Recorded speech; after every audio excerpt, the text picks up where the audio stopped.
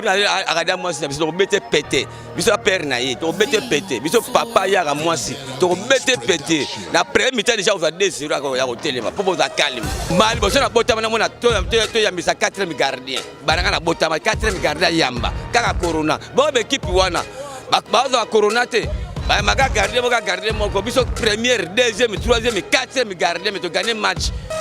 Kande mukolo alobi bokanga pe équipe ango so bozongisa ba joueur ana bozongisa bango hein ata pe kutango pe ki mutema mabe costo mari kaka yondo tangela place wana ozalaka kaka yo moko batu musu bakoyo ko sala place wana te kaka ye place wana oza yo moko te tika bon apparemment biso ba congolais ba idée na biso tout le monde on a tricage parce que tricage on laisse côté biso déjà banda kala parce que tout le monde ba pays musu souté tozo beta na bango bakangi bon na malade tout le monde ba joueur na bango te to quand même pas information ça RDC RDC au joueur mo kuna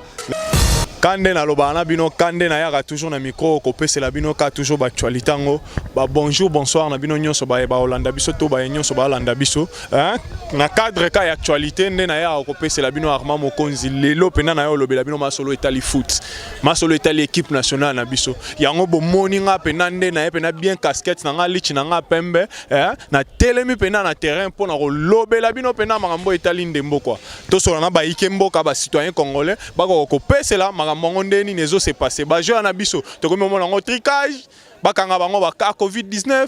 hein côté kuna to mona ba joueur ba koti ba polémique ba ministère mais nazo comprendre te makambo RDC mboka moko elengi na ebite mboka gu Vraiment, je profite dans cette occasion pour dire un grand merci. Naoba Bengi, ma boss, Marie Braxton de London, et puis je vois derrière la caméra celui qu'on appelle le frère Jackson Ibuta. Image la qualité. Vraiment, quand on a Solana Bino, par rapport à l'actualité, par rapport à Manungu tozoya équipe nationale na biso bino moko bolanda ba ikembo kande ba oloba quoi merci bon pour l'équipe na biso ezo voler kitoko on dirait bazo sentir bazo banga biso na tous les équipes là au tozana kati ya Cameroun yango bazo casser ba joueur na biso mona kata ki cherche awa tozate na quartier to mona ke no 4 personnes ba kofi na corona yelele kuna to mona ekomi ngambo na kati ya équipe kuna na kati ya Cameroun ba konka ba joueur ba na coronavirus c'est que bazo banga biso alors na osenga makasi na mbayo ala ministre sport abundela biso soki ekosenga ba docteur ba kende kuna ba kende pona koloba ba yeba ndenge mouvement ezali ke ba yeba bien soki ya solo ke non ba joueur baza confirmé na coronavirus mais le bengalo baki yango équipe a préparé l'équipe ya Rwanda pour na ya lobaki l'équipe ya Rwanda a pesé qui coupe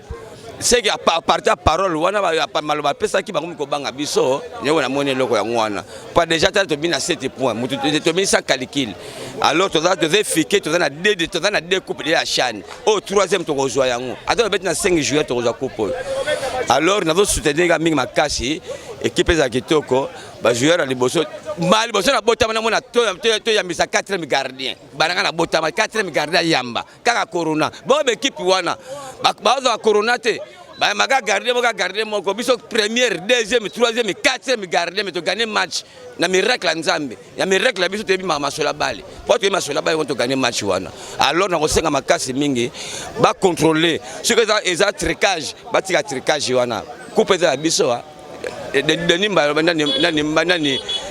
Kambala bango déjà que nous avons gagné coupe la PSG Rwanda ba coupe za biso tu vas gagner to jouer yango pe to kobeta yango to jouer yango to za coupe to beta Cameroun pour match à samedi au lobini bon pour la match à samedi où te loko ko bebeleza te Cameroun a regardé moi si biso bete pété biso père naïe to bete pété biso papa ya ga moi si to bete pété na premier mi-temps déjà on va 2-0 ya hotel ma pour za calme en tant que non citoyen congolais qu'est-ce que tu peux dire par rapport à notre équipe quoi? Ouais, d'abord on a remercié nos dirigeants à Figofa, on a sali à Moussala à Roleka l'étape na staff technique, entraîneur principal malgré bakaya ba uti kokuta na ngoya ba maladie, ko sali intérim na comme miayo, azali ko féliciter bango na Moussala basali parce que na phase déjà babimi na 6 points déjà bazaba to féliciter. Lo to komi oyoka ba congolais moi ba nungu ezoleka ke non coach na biso ibenge loko azate que non Mia yo azwaka équipe wana ibenge atikala na vita. Est-ce que en tant que citoyen congolais, qu'est-ce que tu peux dire par là? Non, wana zali nazo te ba peuple congolais. Batika ko coach esprit à partage. Entraîneur principal c'est Florent Libenge. Ndi azali patron ya staff technique wana. Auti ko kuta na kaya malade. Yango netiki adjoint na ya salle intérim na ya ko ba jouer intérim na très bien. Ne ba se qualifier. Yango tozali ko remercier bango nyos parce que lobite que nenge Florent Libenge azana malade.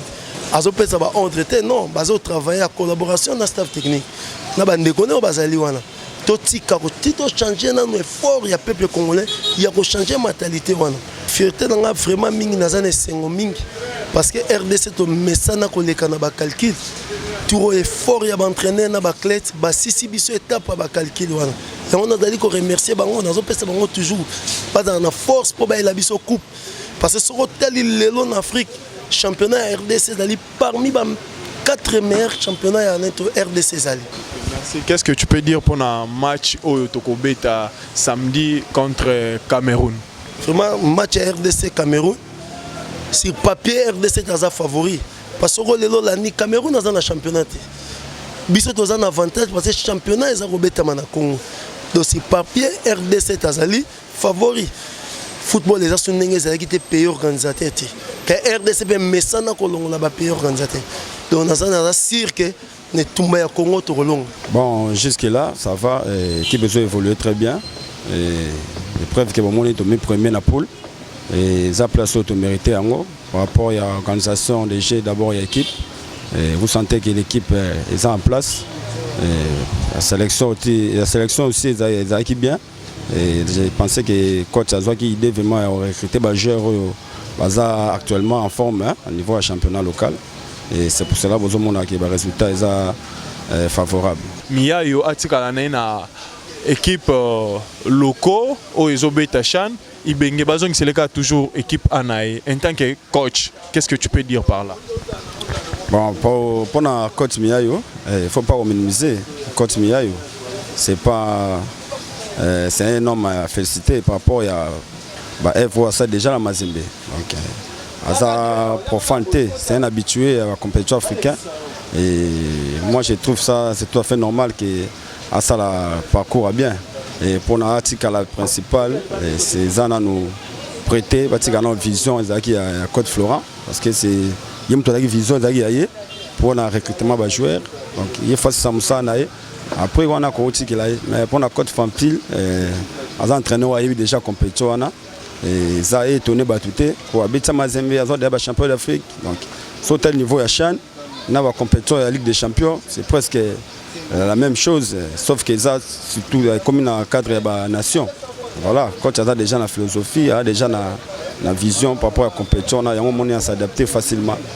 bon par rapport à match à samedi attaque congolais donc peut avoir chance dans l'équipe Nabiso on a une qualification là vraiment on a assir comment on a évolution de l'équipe Nabiso organisation AG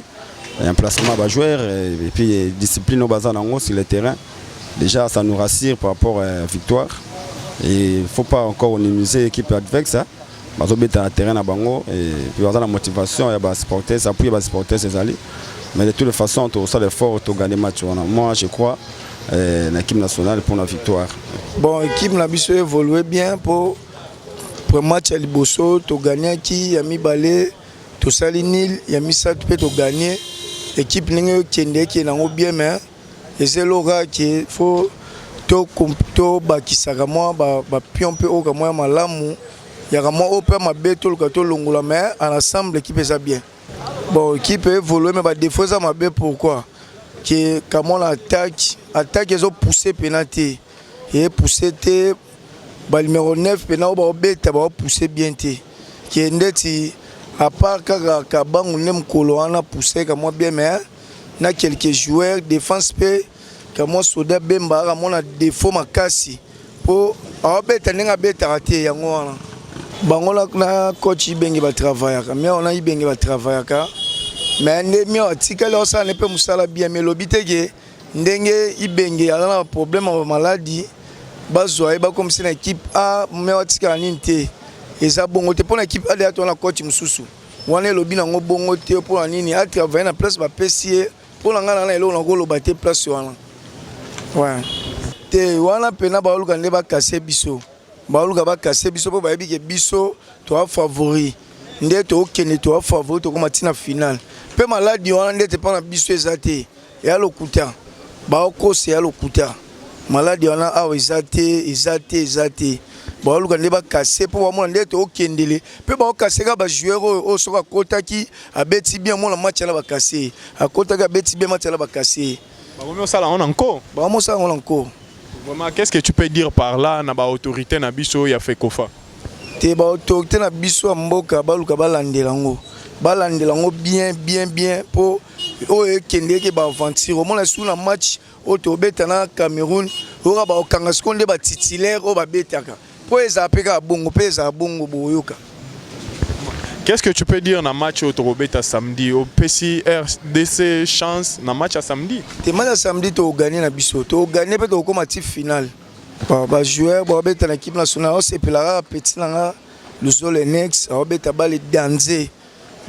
biso ba lingwa la to c'est pela soka o monango eza bien ba beta kitoko Varane ba beta kitoko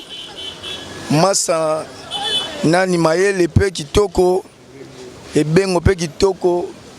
nani lisasi pe kitoko. Bonjour monsieur. Bonjour Kulutu. Kombo nanga Hervé Gola naza congolais 100% mais nazo regretter na eloko moko tandis que do na match tokei baokangaka ba coronavirus ka ezaka mpona biso ba congolais.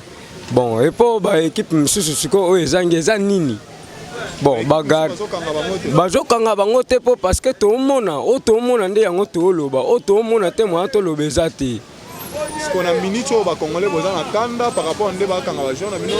na coronavirus par rapport à ba équipe misusu. Toza na kanda mais to souhaiter nde kaka ke non ndenge bazo sala biso mais to kende ka liboso kaka ti suka nango pe kaka photo zoka linzanza. Kande toza wana kaka nde to telemika wana suka nango ka photo zwa kaka linzanza kaka pona biso do ya koloba mususu ezate soki otuninga pe okotuna na ko répondre ka pa en tant que na congolais état que nga citoyen congolais na bihe équipe évoluer nango kitoko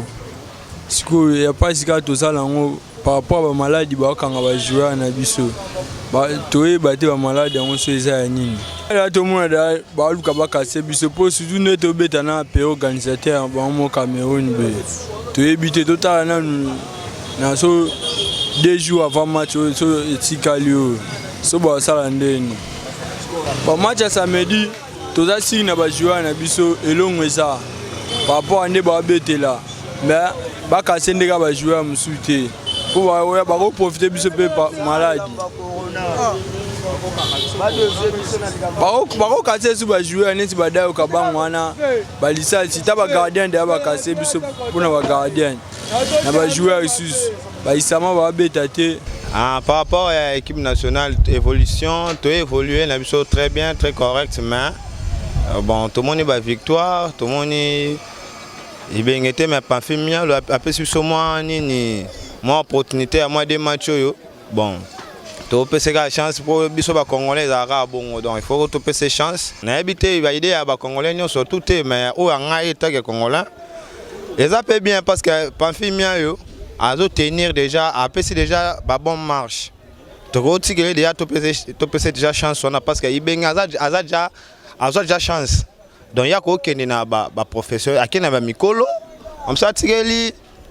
Pamphimia yo espace on a to meka un peu contenir coupe wana tous on vraiment na mboka na biso eza vraiment fier pour na biso pour décision na biso eza to yane na coupe wana na Congo. Bon apparemment biso ba congolais ba idée na biso tout le monde on eza tricage parce que tricage on laisse côté biso déjà banda kala donc tout le monde a déjà ba beta biso tricage mais eza na maladie eza tricage parce que tout le monde a ba pays mususu te o tozo beta na bango bakangi bon na malade tout le monde a joueur na bango to quand même pas information ça RDC RDC au joueur mokuna mais des joueurs kuna mais le club wana ba kangaka mi balé moko mais biso bakangi plus de 10 joueurs c'est beau donc ça vraiment to croire on kaka ba ça biso contre moi quelque part pour un match à samedi bon c'est une estimation bon na ba que tout en victoire parce que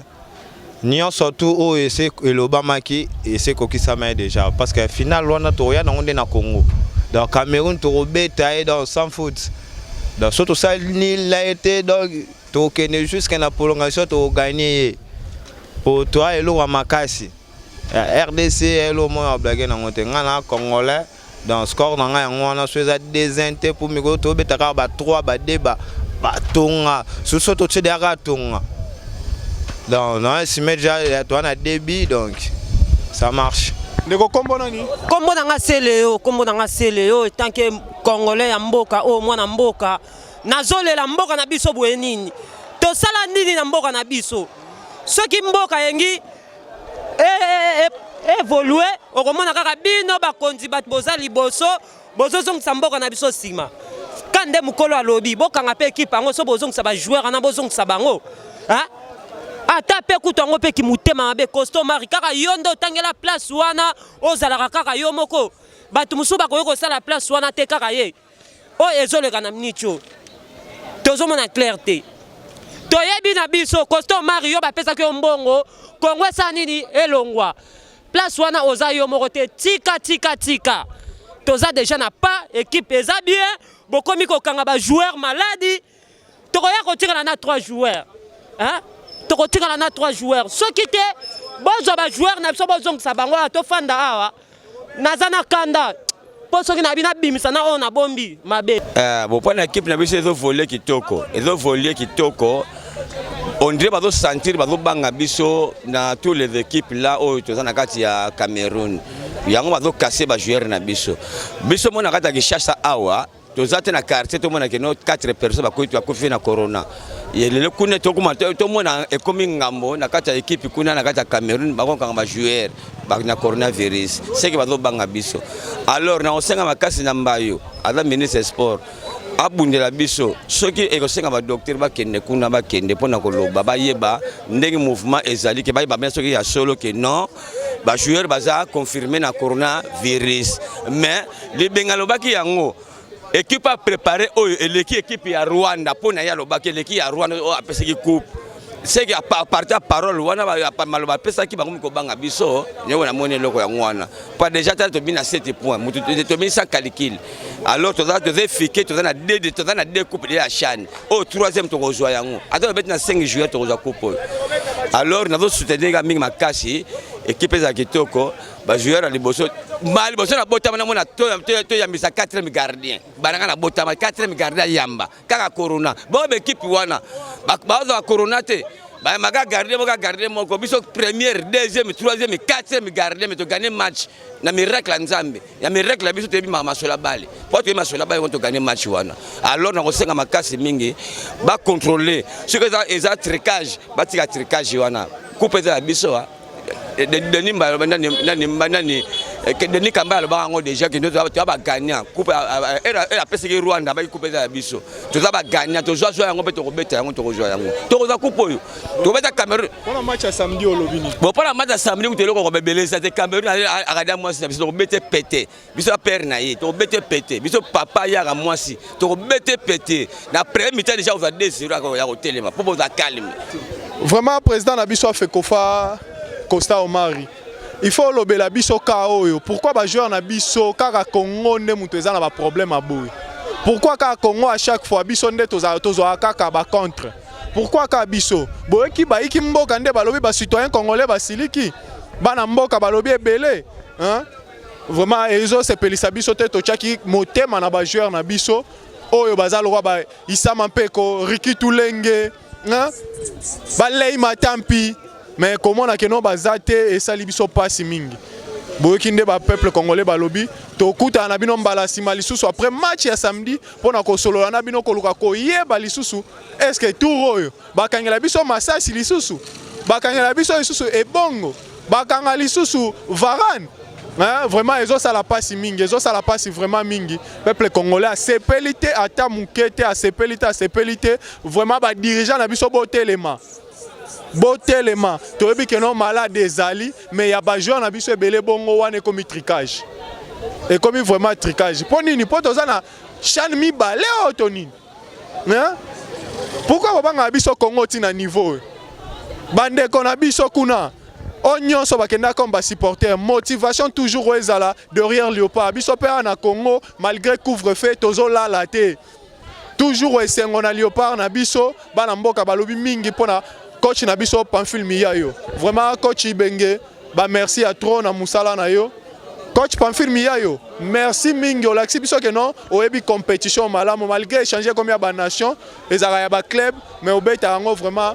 ndenge sengeli merci mingi na musala ozosala tokuta na bino mbala sima na ba nyonso bo mesana toujours kolanda ka MB Masolo na MB Masolo bo bandozo ka ba actualité bo to boye lisusu ba futilité wana to boye ba biloko wana awa ezande musala tozosala vraiment bo s'abonner mingi ba s'abonner bo s'abonner pour ça la biso plaisir à trop tokuta ni na bino mbala sima pour une autre édition vraiment bye bye.